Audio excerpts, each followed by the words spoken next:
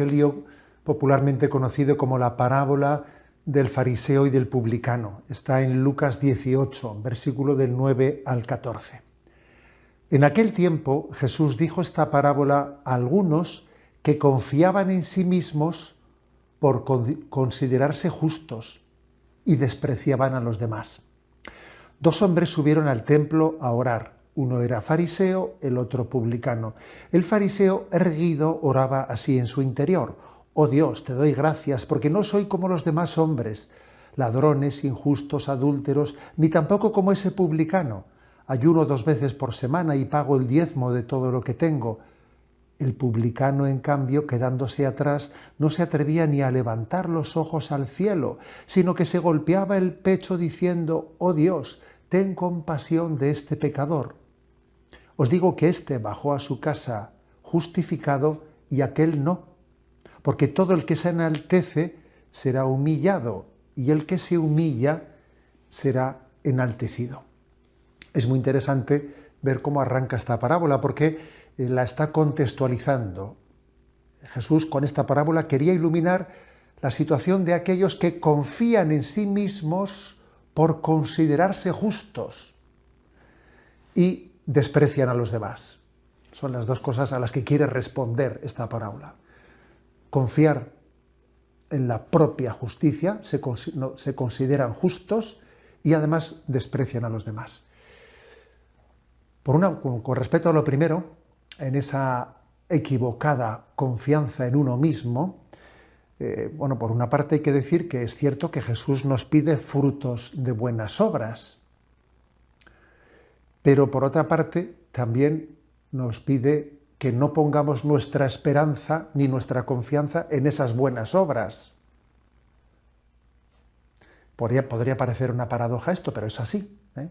Es decir, la salvación siempre es un regalo, tanto para el que no ha roto un plato en su vida, como para el ladrón que se ha convertido a última hora. La salvación siempre es un regalo, es gratuita, supera infinitamente aquello que el hombre tiene derecho a alcanzar. No, la salvación no tenemos derecho a alcanzar, ni aunque hayamos hecho todas las obras buenas y no hayamos cometido un pecado mortal. La salvación solo puede ser acogida si tenemos conciencia de que es un don gratuito.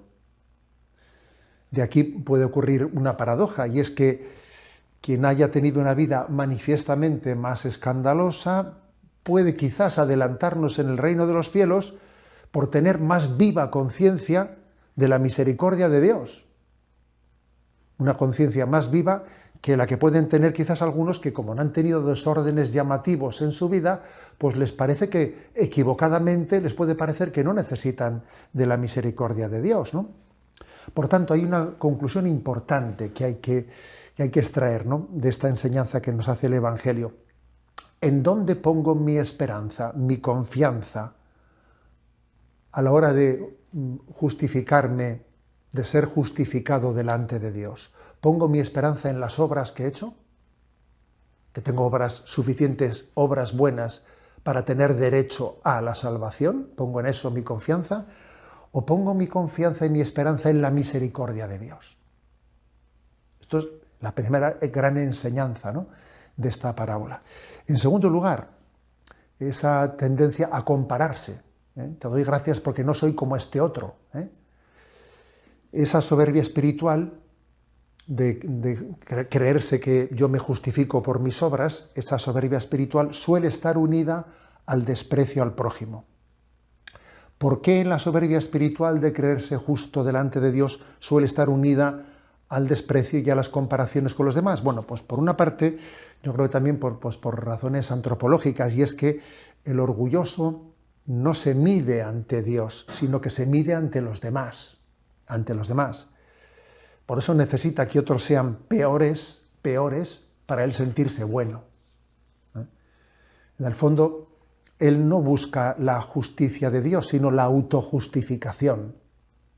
Yo soy justo, no como los demás, ¿no? Y por lo tanto, la comparación y el desprecio surgen como un mecanismo de defensa del ego espiritual. El alma que no descansa en la misericordia de Dios busca apoyarse en su propio mérito o en la inferioridad de los demás. Es como un mecanismo de defensa para sentirse fuerte, ¿no? El compararse con los demás. Pero claro, también hay razones teológicas, ¿no? El gran error del fariseo no fue su práctica religiosa. Él ayunaba 2 veces a la semana, pagaba el diezmo, oraba. Eso estaba bien. Pero el error era hacer todo eso sin referencia a Dios. Sin referencia a Dios. San Agustín dice, comentando este pasaje, que el fariseo oraba, pero que oraba consigo mismo, no oraba con Dios. Lo suyo era un monólogo. Aunque aparentemente se lo estaba diciendo a Dios, pero no es verdad, se lo estaba diciendo a sí mismo, ¿no? O sea, que cuando el hombre deja de mirar al rostro de Dios, su mirada se vuelve horizontal y comparativa. Entonces, no es verdad que su oración fuese dirigida a Dios, se lo estaba diciendo a sí mismo para creérselo. Y esta soberbia le aleja a uno de algo que es clave, que es la humildad. La clave de poder acoger la justificación de Dios. Dios nos quiere hacer justos, nos quiere justificar. La clave está en la humildad. Pero esa actitud del fariseo le aleja de la humildad. El alma que se cree justa deja de mendigar la gracia de Dios. Este fariseo no mendiga la gracia de Dios. Si uno deja de mendigar la gracia, en el fondo deja de amar. Y entonces acaba siendo duro de juicio y despreciando a los demás. La humildad, en cambio, la humildad es la verdad de uno mismo delante de Dios.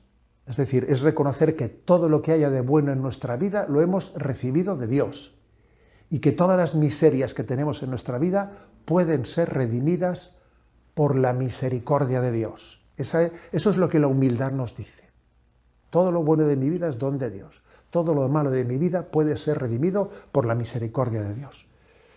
Entonces, cuando el alma se sabe salvada por la pura misericordia de Dios, ya no puede despreciar a nadie. Ya no puede despreciar a nadie, porque ve en cada pecador su propia historia de indigencia. Así he sido salvado yo. Esta persona, pues así he sido yo, y Dios ha tenido misericordia de mí, ¿no? Por lo tanto, es una gran enseñanza la que nos da el Evangelio. Y fijaros cómo concluye el último versículo.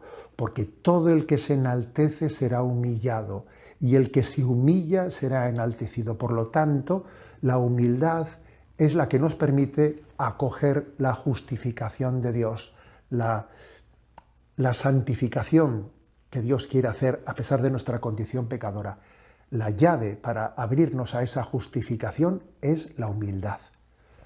La bendición de Dios Todopoderoso, Padre, Hijo y Espíritu Santo, descienda sobre vosotros.